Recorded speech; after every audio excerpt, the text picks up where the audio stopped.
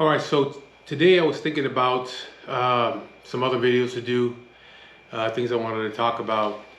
A lot of people like the story that I told about Fresno. I've got so many different stories about living in Fresno. But one of the things I wanted to talk about is in my life there has been three different times that by three different people that I was offered money to pretty much take out somebody for them. The first time was around 1993.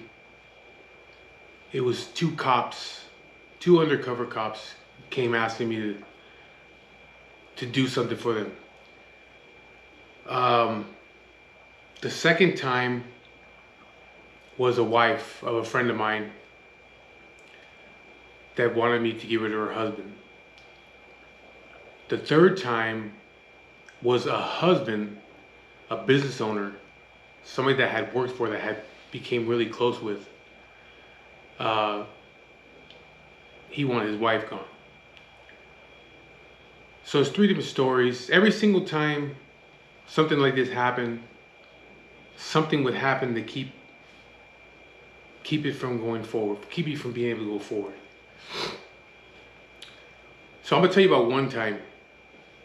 The first story I'll tell you about is one time I was in Fresno. I had barely moved up there. It was 1993. I moved into an apartment complex off of Sussex and Blackstone, right behind the post office in the Carl's Jr. Me and my grandmother lived in one apartment. That apartment complex had five different buildings in it.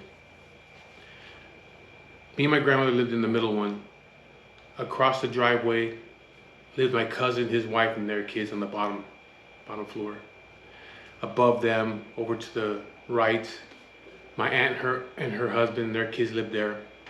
On the next building over next to us on this side, my cousin's aunt and uncle and their kids lived in that one. So there was a lot of us, there was family members there. You know, so when I get up there, there's people for me to, hang around with my family out there,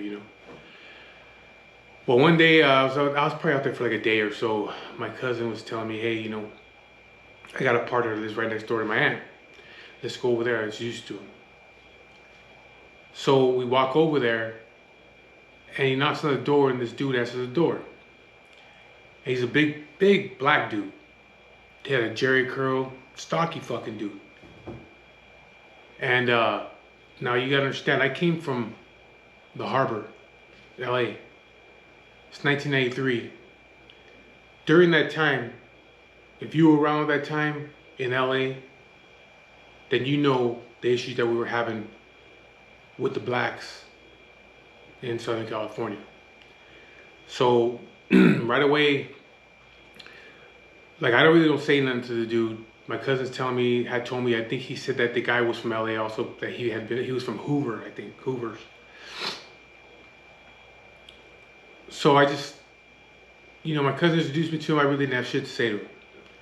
And he really didn't have nothing to say to me. He was like, hey, what's up? Didn't shake hands, nothing. It was just like, yeah, what's up? So him and my cousin are talking and shit. Now you gotta understand, my cousin, he was from my neighborhood. But my cousin wasn't a gang banger. He was a gang member. It's a big difference between a gang member and a gang banger. He was a gang member. He wasn't out there doing all kinds of crazy shit. He wasn't out there doing time for the neighborhood. He wasn't doing that kind of shit. He was just from the neighborhood. Me, on the other hand, I had just gotten out from, doing a couple of years. I'm on parole. I'm walking around with a gun in my pants. I'm still in that mentality, the LA mentality. I still live that lifestyle. So anyways, I just, like I said, I didn't have nothing to say to him. I didn't like the dude right off the bat. And to be honest with you, I didn't like him because he was black. That's just the way it was. He got along with my cousin, so he really didn't have those issues. But I think that he understood that, my cousin had been out in Fresno for a while, for some years. Me, I just came up there. So I think he might understood, like, okay, this dude's fresh from LA, you know what I mean? So, you know, he's gonna probably have it. He probably has issues with me, you know. So he really didn't have much to say to me either. So anyways, you know, I told my cousin, you know, after a couple minutes, like, because they're shooting the shit, I'm just like, come on, man, let's go. You know, I don't want to be over here. So we go back to the apartment, we fucking around, whatever.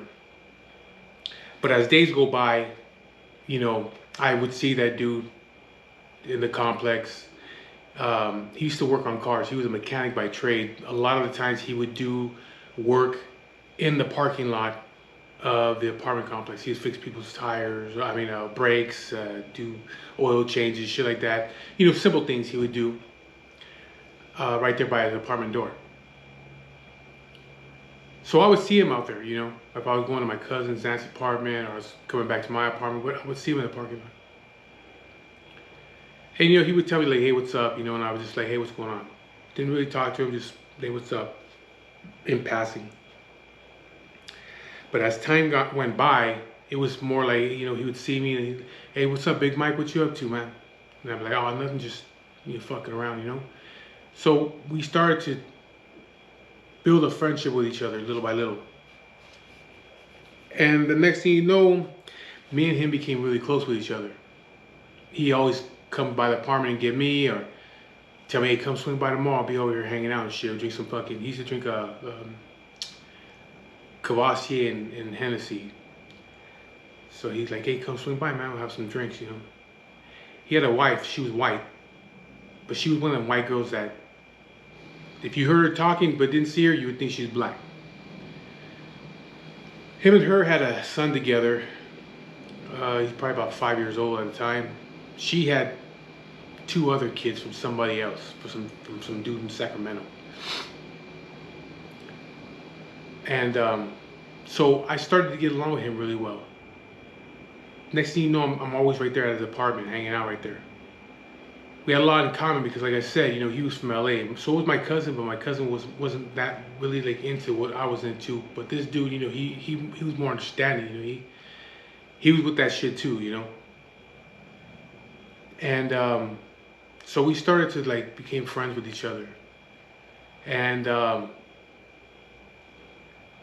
one day he had asked me how I was making money because he seen that I have a little bit of money on me sometimes, you know.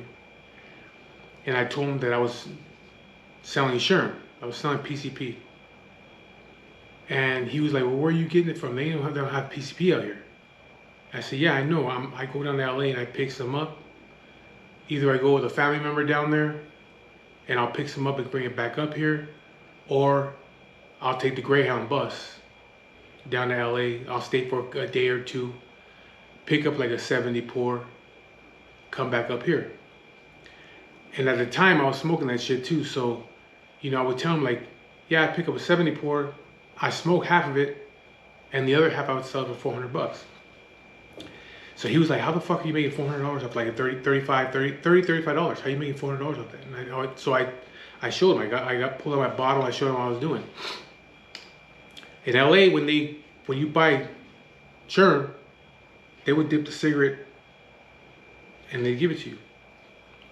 Well, what I was doing is I would get a cool, mild cigarette, and I would just dip a little bit like that, and I would suck on the cigarette to get it to come up. If it only went like so much, I'd dip a little bit more until it reached the filter. So I was barely giving them anything, but they didn't fucking know. They really didn't know about Sherm out there. They used to smoke some shit called KJ.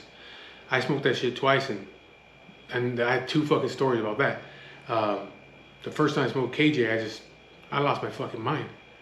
I don't know what the fuck that stuff was. I still to this day don't know what the fuck is in KJ. But so they didn't have PCP out there, so you know they didn't know what I was pretty much burning them. Even though they're still gonna get high, they're not gonna get as high as they would if I would have dipped the whole fucking cigarette. So I showed him that. He was like, wow. He goes, do me a favor, man. Next time you go down there, pick me up a pour so I can make some money out here. I'll take it out, because he had family out on the west side. So he's like, I'll take it out to the west side, get rid of it right away. So I said, all right, I'll take care of it. So I went back to LA, picked up some more for myself, picked him up some, took it back to him. And he did. He went and he got rid of it that day.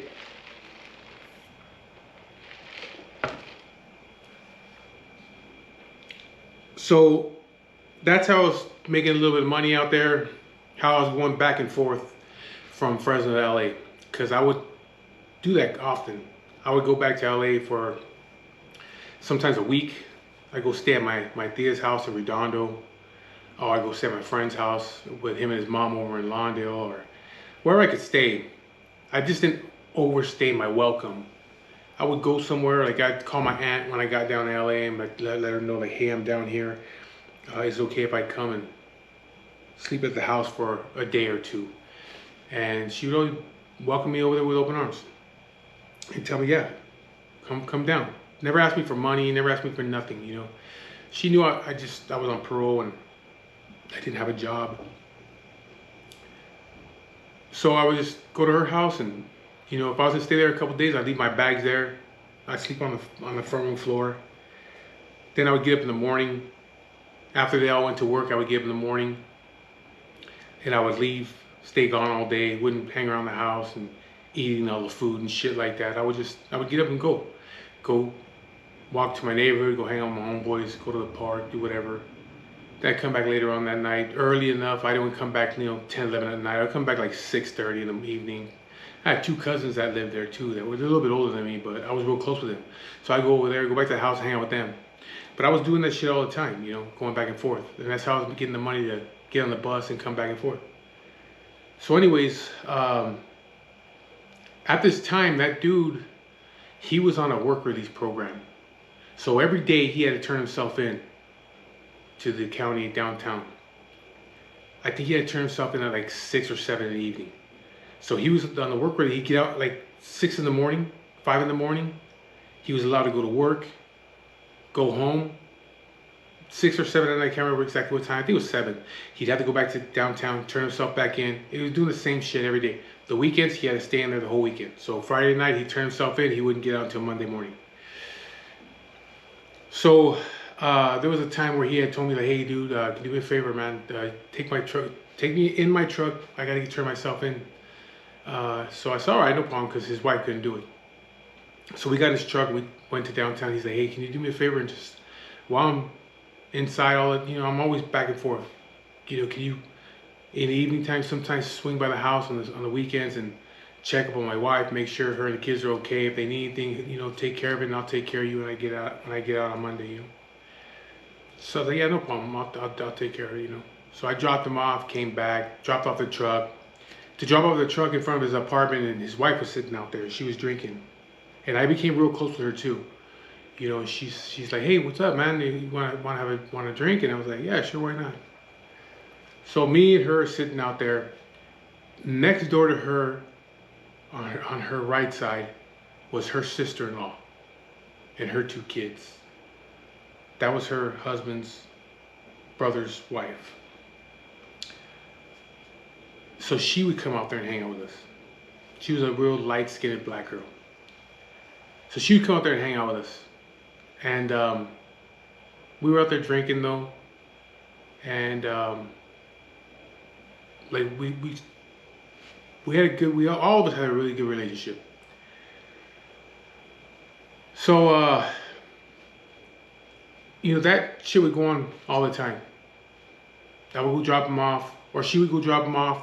I'd go hang out right there and just watch the apartment, make sure everything is good. And one day he had asked me, he's like, hey, you want to make some real money? You know, instead of fucking with this Sherm? And I said, yeah, what do you want to do?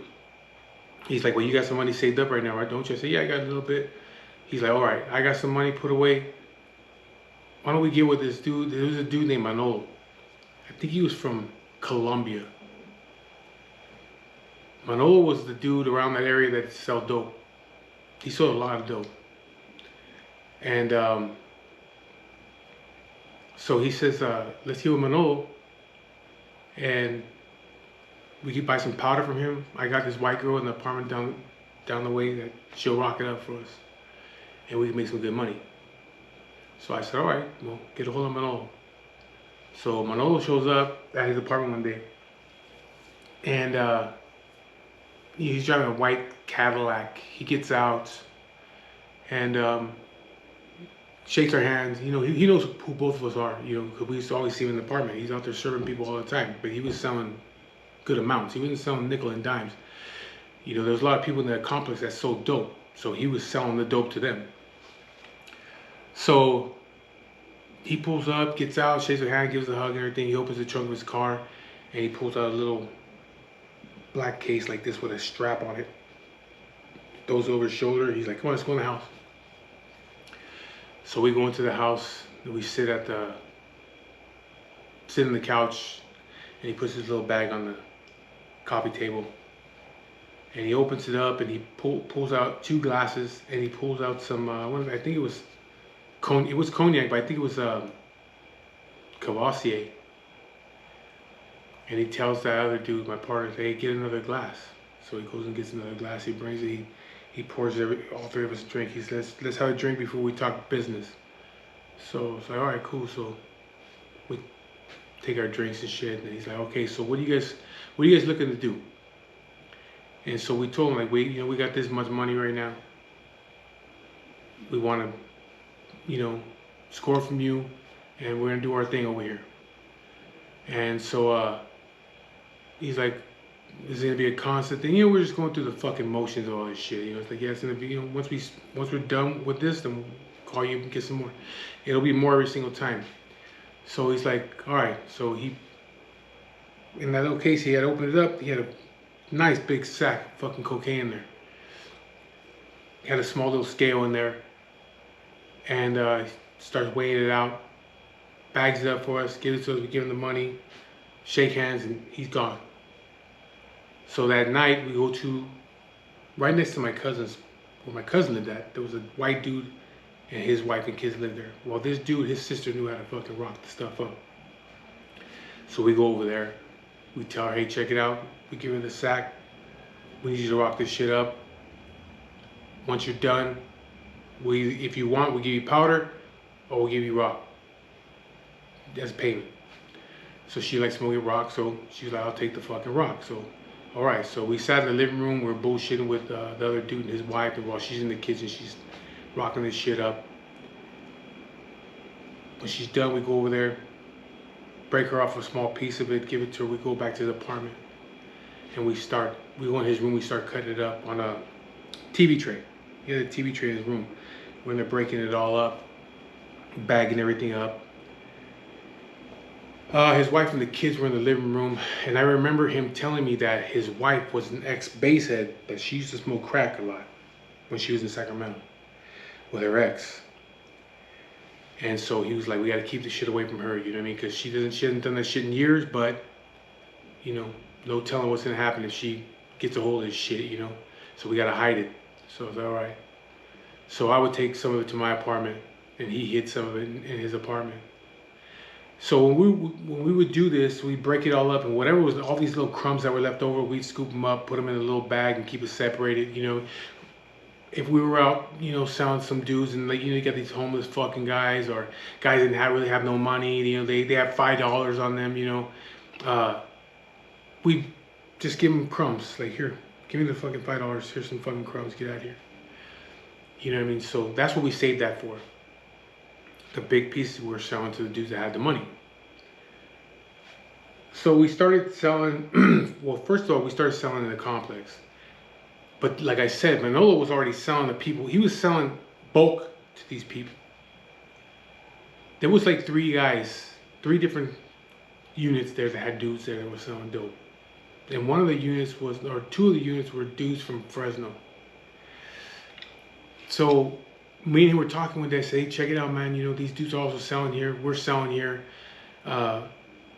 We could make so much money if they weren't here, or if they weren't selling here. And so I said, we need to go talk to these dudes and let them know they can't fucking sell here no more. And, you know, mind you, I knew these guys. You know, I knew them. I see them all the time. They would talk to me and my cousins, and we knew them. We were friends with these guys. But it was about the money. So he was like, yeah, you're right. So I said, all right. I went to my apartment. I got my gun. I came back and got him. I said, let's go knock on these doors and let these fucking guys know they can't sell here anymore. The first two people that we went to, it was not a problem.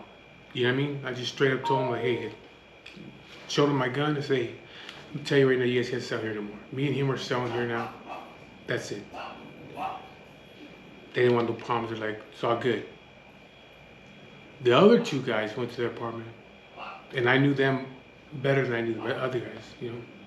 So we walked into their apartment, we're talking and shit, and I just told him, I said, hey, check it out.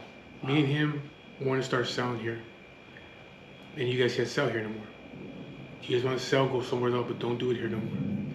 You can cop from Manolo all you want, but don't sell dope here no more. This can be our spot now.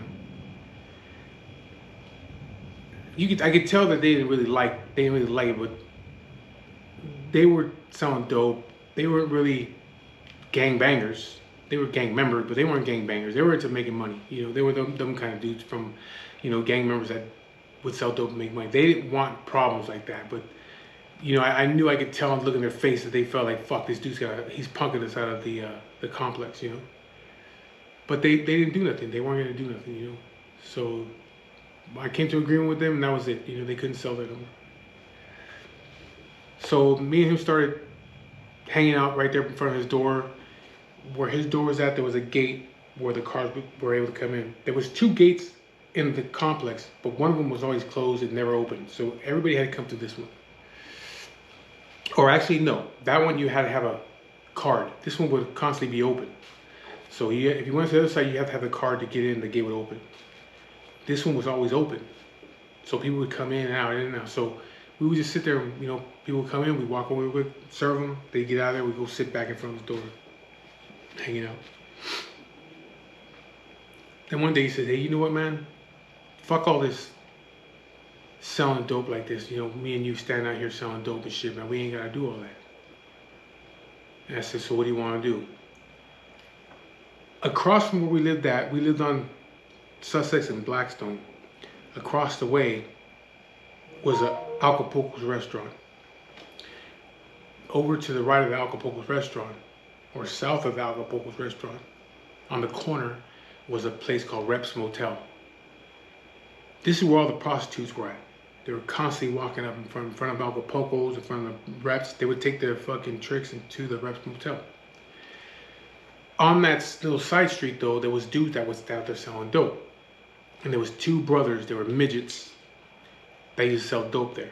We used to call them the Bushwick Bill twins, because they were real legit midgets. They looked like Bushwick Bill, and they were twins.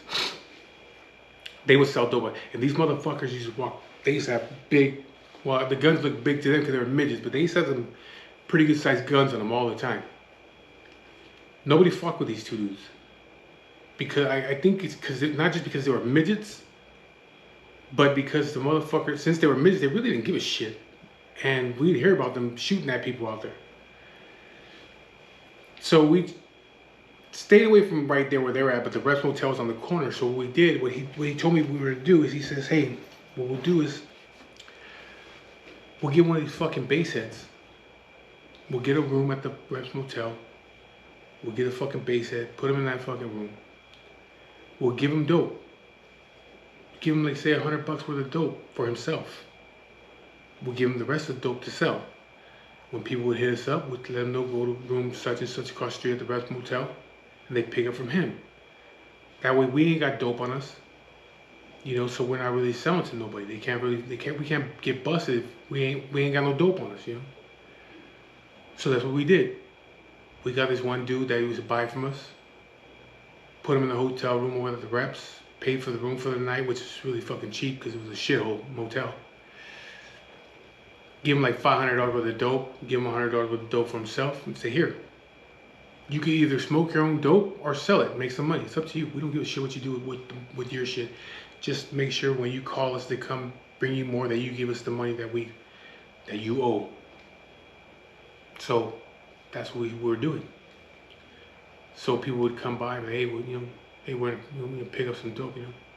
Well, go across the street to the Rep Motel, to a room, whatever. They'll take care of you later. Pretty soon people would just know to go by the Rep Motel. So that's how we were making our money We weren't fucking. We just get everything rocked up and we go have somebody sell it at the hotel for us, at a motel. Well, one day he was on work release. He was still on the work release, and I went and took him and turned himself in. And it was a Friday night. So I came back, and his wife was sitting in front of the door in a chair drinking. And she's like, "Hey, want something to drink?" I was like, "Yeah." So I parked the truck, and I get out, and I go over there, and sitting on a chair, and we're smoking cigarettes, and we're drinking. And she's like, she looked like she was sad and depressed and shit, you know. So I'm like, "Hey, what's going on, you know?" And she's like, I don't want to be with him anymore. You know, he's constantly putting me down. I can't go nowhere. Constantly accusing me of things. You know, he hits me. You know, she's like, "I'm afraid of him."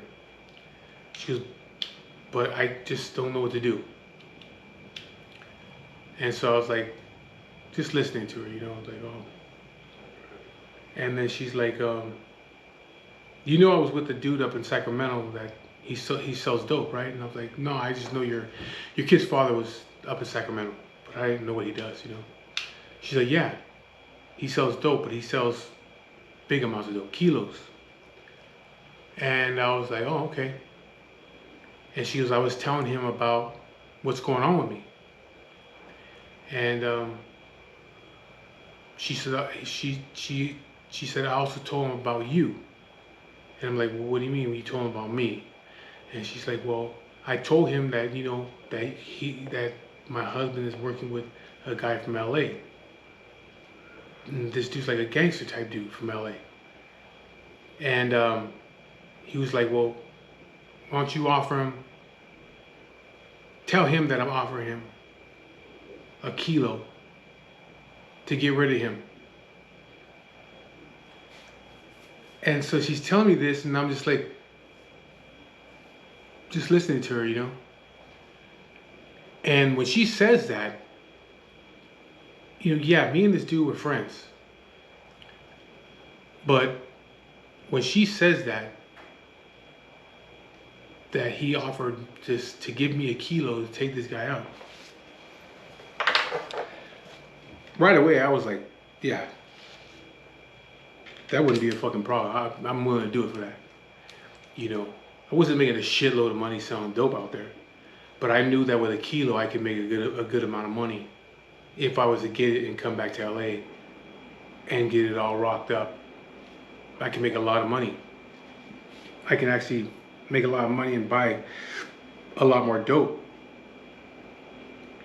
And so, you know, I'm just listening to her and I'm thinking to myself, like, yeah, I'm willing to do that. And so, she's like, "What do you think?" And I said, so I'm like, let me get this straight. Your ex-husband is going to give me a kilo to take this dude out. And she's like, "Yes." I said, "Well, you know, it's kind of hard to believe." I said, if you showed up with a fucking kilo, then it's believable. But right now you're just telling me something, you know, you're just talking. So I said, "You show up here with a fucking kilo and I'll take care of it." So she's like, "Okay." She was, "But do me a favor." And I said, "What?" She's like, "Don't do it here. Don't do it here in front of my house, in front of my kid." So I said, "Don't worry about that, you know." She's like, "He trusts you. He'll go anywhere with you." And I said, "Yeah, I know." I said, "I'll just tell him I got to go out to the country," which is what we call the country, is where all the fields were at, where all the orchards and almond trees and all that shit were at, outside of town. A lot of country area out there. A lot of people would be found dead out there in the ditches or inside the orchards. You know, there's nobody out there. So I said, I'll just tell him I got to go out to the country and pick up some money from somebody out there and take care of it out there. Don't worry about it. So she was like, all right. I think it was like 2-3 days later. I'm at my apartment. Somebody's knocking at my door, and I get up, and it's her and her sister-in-law. Sister-in-law don't like him. You know, that's his brother's wife, but kind of treats her like shit, you know. So she don't like him. So I guess she had told her what was going on. So they come over to the apartment. And she's got a backpack on her shoulder. And I'm like, what's going on? She's like, I got it. I said, come in. So she comes in and we sit at the living room couch. She throws a backpack on the coffee table and I open it up and there it was. There was a fucking kilo of coke in there. And I was like, fuck. Like, this bitch really fucking got a kilo of coke. So I opened it a little bit, tasted it. It was good shit, you know? So I'm like, man, all right. I said, all right, don't worry about it. I'll take care of it. So I got the backpack. I went into my room and I threw it inside the bottom drawer of the dresser and they left. Well, I think it was the next day she came back to my apartment. And she says, hey, you got the dope? And I said, yeah, I got it. Why? She said, I need it back. I'm like, what do you mean you need it back? I thought you want me to take care of that. She said, I do. But she goes, I've been thinking like, you could just take off on me. And I lose the whole fucking, I lose the kilo, he's still around. I mean, she goes, I just need to get it back and when it's done, I'll give it to you. And the funny thing was, I was thinking the exact same thing. That day, I was thinking the exact same thing. I thought to myself, like, I don't need to fucking worry about this dude. What the hell is she gonna do? What's her ex-husband gonna do? I don't even know that dude. He's in Sacramento. I can grab this shit, go back to LA, and do what I gotta do out there in LA. They ain't gonna do nothing. I don't know if she was reading my mind or what, but she came and said the exact same thing I was thinking. So I was like, nah, don't worry about it. I'll take care of it, man. She's like, no, just, you know, just give it to me, and then when it's done, I'll give it to you, you know? So I'm thinking, like, fuck, man. I don't want to fuck this up and her go back to him and say I'm trying to rob her or some bullshit and fuck the whole thing up, you know what I mean? So I said, all right, because I was planning on doing it. I was like, fuck it, I'll take care of it, you know? It was going to be easy for me to take care of it anyway, because the dude trusted in me, you know what I mean? So it was not going to be a problem. So I said, fuck it, here. Gave her the backpack. And she leaves. She could tell I was pissed off about it.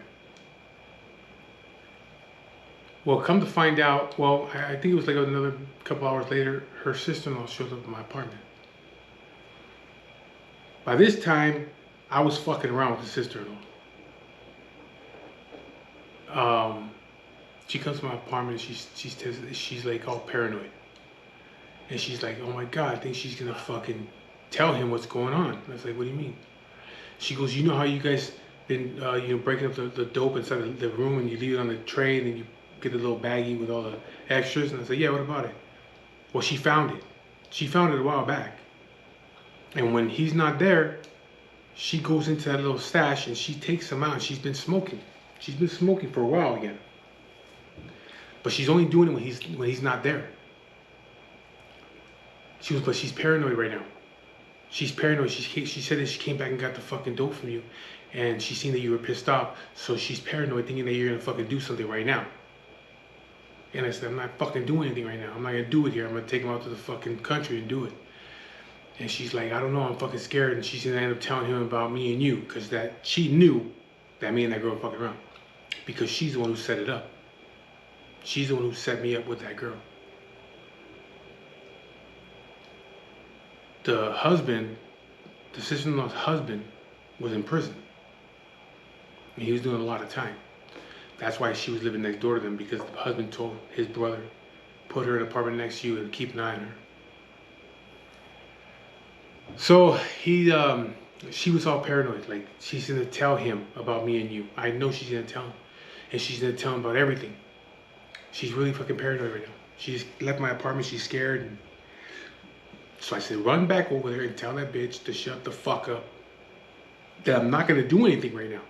I'll take care of it another day, but not here. Don't fucking worry about it to keep her fucking mouth shut. So she leaves. And now I'm sitting there thinking, like, what the fuck is going on? What's gonna happen?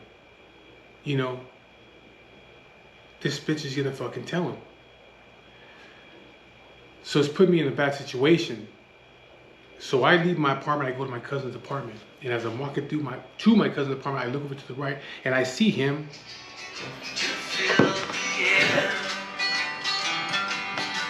I see him working on a car. He's working on the car of the two dudes that I was talking about that were selling dope there before that I told they could not sell anymore. He was working on their car. He had the front of the car lifted up and he was changing the brakes. So I look over there and the two guys, they see me and they're like, hey, hey, what's up? He's on his back's to me. He's fucking with the brakes. So I waved at him, walked to my cousin's apartment, knocked on the door. He comes out, and them two dudes come walking over there to where we're at. So me and my cousin are talking and shit, and I'm still thinking like, okay, what am I gonna do? What's gonna happen? I'm standing outside. I want to stand outside and see what's going on over there. I want to see what happens. So we're standing next to my cousin's car. These two dudes come over. We're bullshitting with them. I'm waiting to see if they say anything to me about anything. They mention anything, but they don't. It's a normal conversation. Then one of them tells me, "Hey, you guys want some acid? I just got a bunch of acid today." So I was like, "Yeah, fuck it, So me and my cousin get a couple of tabs of acid from him, popped them, and we're sitting out there talking. And I said, "Hey, what's going on over there with homeboy over there?" And he said, "Oh, he's just doing my brakes for me and shit, I said, all right. So I said, oh, well, we're going to go back over there then. So they go back over there with him. And me and my cousin are just sitting there and I say, hey, man, something's about to go down. And he's like, what? And I told him everything. Because he didn't know none of this shit was going on. I told him everything. He's like, are you fucking serious, man? I was like, yeah. He goes, well, if he was going to do something, he would have said something. He's right there, He goes, maybe he's fucking paranoid. Maybe she's not going to say nothing, I said, I don't know, man. His sister-in-law came over and said she's all scared, that she's all fucking, rocked up. She's all paranoid. And he's like, nah, don't worry about it. I said, do me a favor, man. Just so I feel better. Because at that time I had my gun no more. I can't remember what I did with my gun. But I told him, call Big John, who was a bulldog from Fresno that I knew. Me and my cousin were both friends with him. I said, call Big John, tell him to bring over a 12 gauge and some shells, just in case, because I don't have a fucking strap on me right now. So he's arguing with me like, nah, man, you're fucking paranoid, man. You're fucking taking acid and shit, and you got the monkey on your back, and you're fucking paranoid, man. I said, I'm not fucking paranoid. Just tell him to bring the 12 gauge over here so I feel better. So he's like, yeah, whatever. So he goes in the apartment, and I'm still standing up there leaning against his car. And I'm just watching, see what's going on there. Nothing's going on. He's still fixing the brakes and all that shit. About 30 minutes later, Big John pulls in. And he's with another dude from Fresno. And he's like, what's going on, Big Mike? Yeah, I got something here for you. So I reach in the car and I grab it. He goes, hey, bro, I only got 2 shells. That's all I got. Couldn't get no more. They're already inside. They're already loaded. So I'm like, that's all you got? He's like, yeah, that's all I got. I said, well, fuck it. I mean, that's all you got. That's all you got. So I got the gun, I opened my cousin's door, and I put the gun inside the door, like against the wall, right there by the door. I closed the door. And he's like, hey, you need him to stick around or what? Everything's good, or you need us to stick around? And I was like, no, man, don't worry about it. It's all good. I'll take care of it. So you sure? I'm like, yeah. He said, all right. If you need anything, call me, or have your cousin call me. I'll come back. All right. So he leaves. So there I am sitting on the hood of the car, smoking cigarettes and just watching. And I started fucking tripping out. The acid started taking effect on me and shit, So my cousin comes out, he's like, what's going on? I said, nothing, I'm just watching. He's like, I'm telling you, man, you're fucking tweaking on that acid, man. There's nothing going on. Come on, let's go inside, let's watch some movies. I said, nah, I'm gonna stay out here. You go watch movies. So, all right, man, I'll be inside the house. So, again, I'm sitting there just watching. A little while later, his wife comes running out the front door. All fucking crazy. Like if the house was on fire. She comes running out, she runs up to him, she's telling him something. He jumps up, he runs into the house. The other 2 dudes are still standing there, like looking around, and I'm looking at them, they're looking at me, and I'm like, telling what's going on? And they're like, They don't know. So I'm like, oh, fuck, okay, this is about to go down right now. They come out with their kids. He goes next door, bangs on the sister-in-law's door. He's telling her, get her fucking kids, get out of the house. He's like, it's like if they're doing a fucking fire drill. They all running, scattering to the fucking car. They all jump in his car. So it's like what? 5 kids and 3 adults. Jump in his car and he peels out, takes up out of the driveway, gone. So then I wave over the other 2 dudes. I say, hey, come over here. So they go over there, come over where I'm at. I say, what the fuck happened? He's like, I don't know, man. She came out and told him something in his ear. He jumped up. She was telling him something. He jumped up around the house. I don't know. He didn't say nothing. I said, he didn't tell you shit when he left? He's like, he didn't say shit. He didn't say nothing to me. He look at my car still up on the fucking jack stand. So I'm like, all right. They were like, everything's good. I said, yeah, everything's good. You know? So they go, he goes, I'm gonna go back over there and wait and see what happens. So they go back over to the car. Go with my cousins. I said, I told you, she fucking told him. He's like, how do you know? I said, he just took off right now. He got everybody out of the house, everybody out of the sister-in-law's house, and they left. He goes, that doesn't mean shit. I said, he left fucking so-and-so's car sit up on jack stands. Didn't even tell him he was leaving. Just took off on him. He's still standing out there waiting for his fucking car. Ah, doesn't mean nothing, man. You fucking got the monkey on your back, man. You're on the acid, you know what I mean? I said, I'm telling you, man, shit's about to go down right now. I go, come on, come outside. He's like, no, I'm good. I'm watching movies. Fuck it. If anything happens, I'll go out there. He goes, but there ain't nothing gonna happen. Maybe something happened at his mom's house or something, but you're fucking tweaking. So yeah, whatever, man. So I go back outside. I'm sitting on the fucking car, and I say within an hour, here comes his car into the parking lot. I'm watching. The car comes this way, makes a left to where his apartment's at. The 2 guys are still standing over there. So he pulls up next to them. He calls them to the car, and he's talking to them. I can see there's somebody else in the car with him in the passenger seat. So he's saying something to them for a minute or so, and then all of a sudden the car backs up into a stall and starts coming toward my way. But he's coming really, really slow. The other 2 dudes, now these 2 dudes are Chicano dudes. The 2 dudes in the car are black dudes, you know what I mean? So they're kind of looking out for me, you know what I mean? They're like telling me, like, they're waving, like, telling me, like, get the fuck out of here. Get out of here. And I'm like, what the fuck is going on? Like, I'm not worried about these 2 dudes. I got a gun. I'm not worried about these 2 dudes, you know what I mean? But the look on their faces, like, they were fucking terrified. And they were like, just get that. They were just waving, like, get out of here, get out of here. And I'm like, fuck, I'm not running nowhere. So my cousin's car is parked. I'm sitting on the hood over here in the front. My cousin's door is here. He pulls up right here. And I can see the other dude now. There's a family member of his, some other Crip dude. He has his hair braided like, kind of like Sally used to have his hair braided, little curls, like braids with little curls. He had his hair done like that shit. He's sitting in the passenger. He's just dogging on me. He's not saying that, he's just dogging on me. The other dude is in the driver's seat. And he's like, hey, Mike, what's up, man? And I'm sitting on the hood of the car. I'm like, what's going on? And he's like, come here, man. I want to talk to you real quick. And I was like, I can hear you. What you need? He's like, no, come over here. I want to talk to you. I said, like I told you, I can fucking hear you from here. What do you want? And he's like, fuck it. That dude gets out, this dude gets out. And when they get out, I almost shit myself.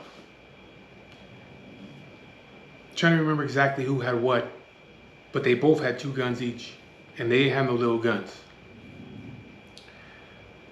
One of them had a fucking a Mac 10 and a Tech 9. The other one had a pistol, and I think it was a street sweeper. The pistol was the smallest guns they had. It was a Tech 9, a Mac 10, a Tech 9, a street sweeper, and a pistol. Can't remember which one, who had what. When they jumped out of the car, I see these fucking guns, like, god damn. I only had a shotgun with 2 shells in it. I mean, they don't know that, but I jump off the hood of the car, open the fucking door, and I grab the shotgun, and I fucking rack it. Now they're positioning themselves behind the car, and I'm in front of my cousin, in front of my cousin's car, and so we're probably like 10 feet away from each other, 15 feet away from each other. I'm fucking going side to side with his gun, but when I racked it, a fucking shell flew out. I didn't know that he had chambered one already, so I only have one fucking bullet in there, and didn't know which one it was because one was a slug and one was a buckshot. He didn't tell me which was which. All I knew was I racked it, one shell flew out, and I'm like, fuck. I only have one shell on this fucking thing. And I'm hoping it was the buckshot. So, I'm in front of the car, and they're on the side of his car. And I'm just going back and forth, you know, with these guys. Like, they're just, I can just barely see their heads popping up over the roof. So, I'm like I said, I only have one shell left in the gun, and I back up to my cousin's door, and I'm trying to open the door so I can get into the house, so I have more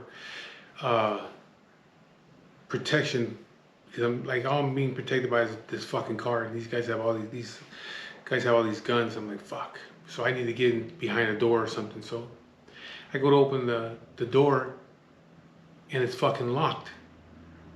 And so I have my back against the door, and I'm kicking the fucking door with my foot. And I'm telling him, open the fucking door. And my cousin's like, nah, man, I can't open the door. I can't open the door, man. I got my kids in here and shit. I'm like, man, I don't give a fuck. Open the fucking door. I said, look out the window. He's like, I already did. I said, well, open the fucking door. He's like, I can't, man. I got my kids in here, man. I can't. And I'm like, you motherfucker, like, all right, motherfucker, whatever. So I go back in front of his car, and I'm pointing the fucking gun at them still, and they're pointing guns at me. And above me is my aunt's door, her balcony area, and there's some stairs coming from that balcony. And my mom comes out, and she's standing on the top of the stairs. My aunt comes out, she's standing on the top of the balcony, and I'm standing there with his gun. She's looking down, they're both looking down, and my aunt's telling him, what are you doing? Like, 'cause she knows him too. She's like, what are you doing? What's going on? Like, they're all fucking scared. My mom was like, Michael, what are you doing? And I'm telling him, just go in the fucking house, don't worry about it. And then my aunt's telling the other two, like, hey, what's going on, you know? And he says, Anita, that's my aunt's name. He says, Anita, I need you to tell him to leave me alone. I need you to tell your nephew to leave me alone, leave my family alone. My family's terrified of him. I had to get my family out of here right now because of him. And he goes, I don't want no fucking problems. I don't want no problems with him. When he started to say that, because believe me, I'm not gonna fucking act like I'm the toughest motherfucker in the world. I was scared. Like, fuck, I'm gonna die right now. These dudes are gonna fucking kill me right now. But I can't show that to them, you know?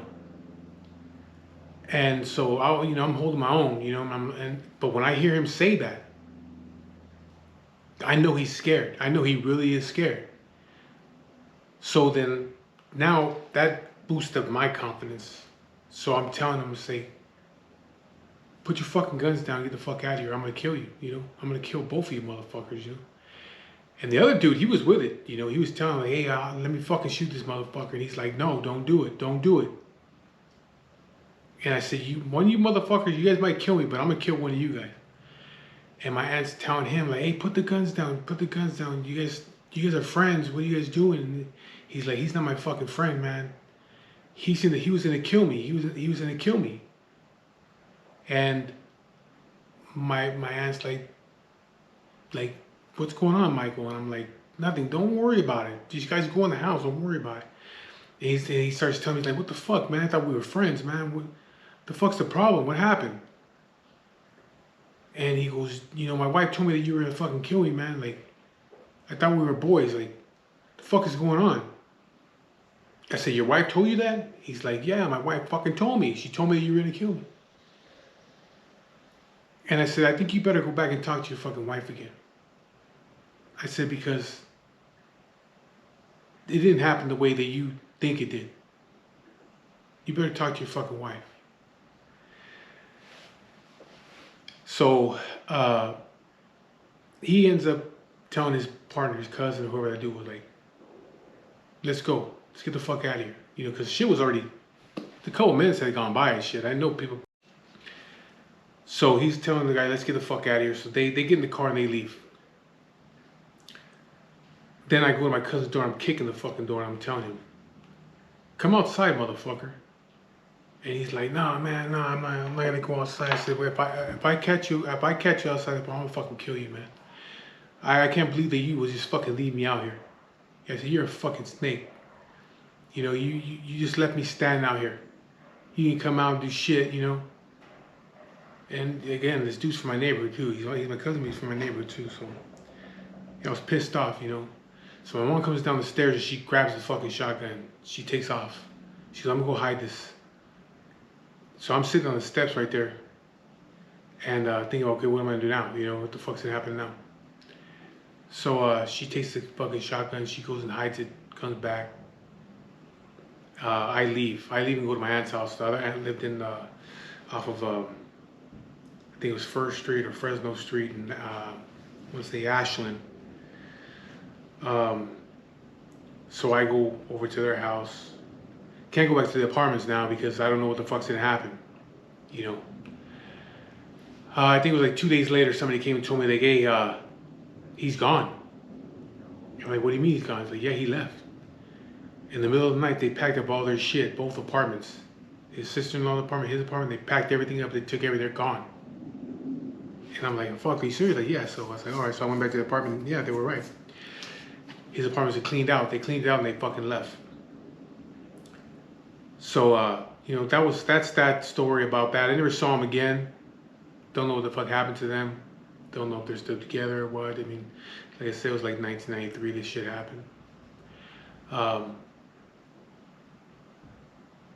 I think I stayed up there for a little, yeah, it was 1993. Because I didn't come back until 95. So, you know, just, it was business as usual after that. I just went back to doing all the other shit that I was doing out there. But that's one of the stories of a time where somebody had offered me money to take care of something for them. So I'll tell the story about the guy that I worked for and how that transpired and what happened with that. Still see the guy here and there once in a while. We don't talk about it, but you know, it was just a experience that I went through with him. But anyway, just wanted to tell you that story, and like I said, I got more stories to come. I'll tell you more stories about being out in the harbor, and also stories of being locked up and being paroled and all that shit like that, and even stories about when I first came out to the IE in '95. So yeah, I hope you enjoyed the video, and I hope you look forward to the next ones I got coming.